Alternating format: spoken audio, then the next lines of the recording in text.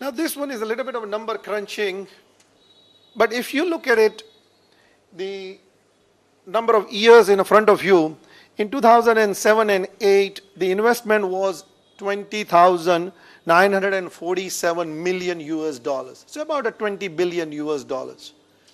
Now, if you go through each one, 8 and 9, probably you will realize that there is a less investment because there was economic problem in United States. But after that, if you go further down, it's just increasing and increasing. And there is a 3 types which is given by the RBI. It's straight from the RBI's website. It's not created by anybody for just convincing you guys. That in an equity, Indian company has made an investment of almost $11 billion. By loan, almost $2 billion. Guaranteed issues about $6 billion in 2007 and 8. By the time we come to the 2010 and 11, it's a $43 billion US dollars investment made by the Indian company abroad. So many of you who are business savvy, who are in the business backgrounds, professionals, looking at the international market or what the Indian companies are doing, I'm sure that time to time you must read in the Indian newspaper like Times of India or Economic Times or Financial Express, Tata has made takeover of the Land Rovers in United Kingdoms. Particularly, one particular group has made an investment into a mining in Australia. Another company has made an investment into an Africa. You've seen these headlines. These headlines is reflected here by the numbers. Because the Reserve Bank of India keeps a very strong track of it, that what investment has been made by the Indian companies outside through the authorized dealer, that means a scheduled bank. Now if you look at the number 3, so the present year, now you can see in the 2011 and 12, the investment was almost like $24 billion.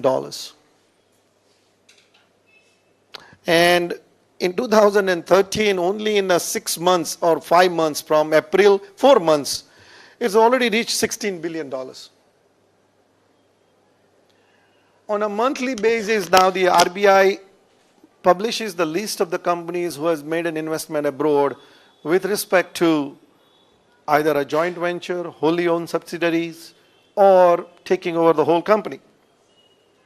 So that's what I'm going to talk about in the first part, that what are the general RBI or Reserve Bank of India's guideline for investing abroad. Right?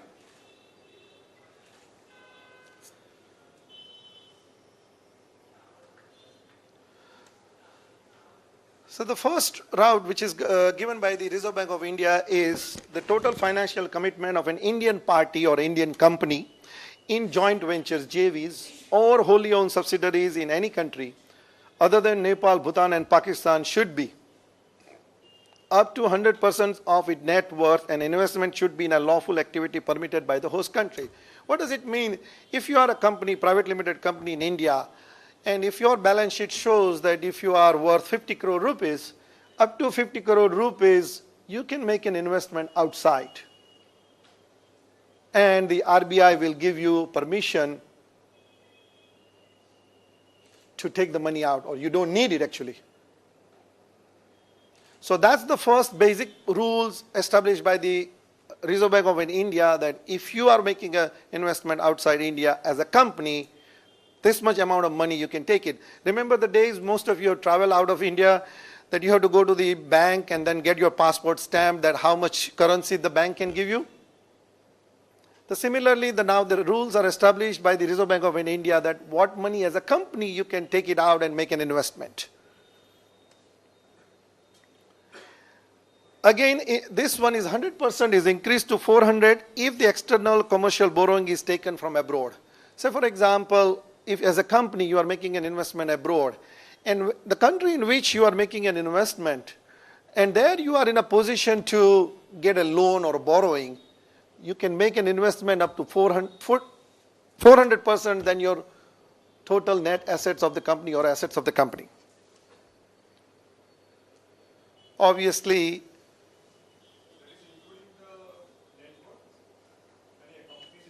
company's investment, yes. Yeah. Yeah. The Indian party has very obviously cautious statement by the RBI that the Indian party should not be on the Reserve Bank exporters cautions list. The Indian party should route all the transactions through one of these authorized dealers. Authorized dealers means one of the scheduled bank. You cannot take the cash money out. Probably in today's Gujarat Samachar on the front page, you might have heard the list of the BVI. Has anybody read about that? British Virgin Islands. So what they were talking about in that one is that before it was liberalized, many companies, individuals, and businessmen, politicians has taken the money out without the knowledge of the government, RBI, or so and so. So don't try to compare that, are we going to violate the Indian law or not. What we're talking about is what is allowed by the Reserve Bank of India and what is allowed by the Indian government. We're not talking about violating, taking the money by Hawala systems or anything like that one. And that was a very specific, in today's Gujarat Samachar on front page article was there, where the British Virgin Island, the government has published the list that how many Indian companies or individual has their accounts in that country. We'll talk about that one at the end of the presentation. If investment is up to a 5 million US dollars, valuation must be made by the SEBI approved merchant bank. So if you are making an up to $5 million investment, say for example, what does it mean? You are in a manufacturing industry. One gentleman came to me from the cable industry. Yes. Say that particular company wants to buy a cable company in Nigeria. And in that company, they liked it that if we can take over this company, we can enter into an African market. We do not want the local companies or local management. We want to buy the whole company. So what the government regulation says that either the SEBI approved merchant bankers or similar counterparts in Nigeria should do the evaluation of the company. Is that company worth $2 million, $3 million? And then you can take over as an Indian company. So your Indian company becomes a holding company and Nigerian company becomes a subsidiary company of your Indian company. This was like a dream for many businessmen, particularly SMEs, small and medium-sized businessmen, that this was never heard of it. And even when you are traveling out of India, you had a hard time getting a currency or a foreign exchange because of our reserve of the India was very less. But now the reserve is quite high and the government is allowing to make the investment out of India. Then there is a process involved into that one is that there is a very standardized form. If the investment is for acquiring a shares, say for example, you are not making a cash investment, it is possible that it's a private limited company in India and a private limited company abroad and you are doing the share transfers and by that way you are becoming the owner. Is for acquiring the shares of a foreign company engaged in the same one core activity in exchange of American depository receipts or global depository receipts. What this means is that in America and in most of the European countries, when you do the share swap, that means your company has a shares in India and you are giving your shares to the foreign company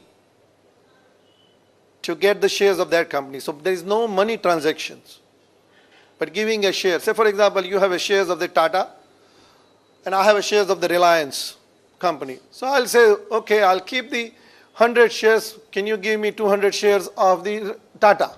So that's called share swap.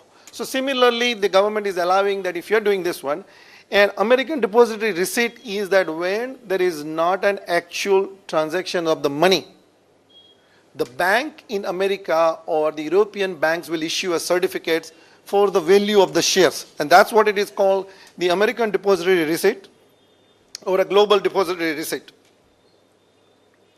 Obviously, it requires that from the private limited company, you should have a board resolution, statutory, auditor certificates, and valuation report. Authorized dealers. Again, a bank must part. See, this is the automatic route. You do not need to make a formal application directly to the RBI. You go to your regular bank and say that these are the companies in which we are making an investment. Investment is for $2 million. And you fill up this form ODI. Part of that will be filled up by the banks. The rest of the information is filled up by you. And you get a permissions. You do not have to go to the RBI. Again, if the investment is by share swap, valuation must be made by SEBI approved category. One, merchant banker or appropriate recognized valuer in the foreign country. Because the government sees that if the persons are allowed to take the money by share swap, they might not come to a right value of the shares just to take the money out of India or transferring the company's assets out of India. So they want to, the government has put up a check, or RBI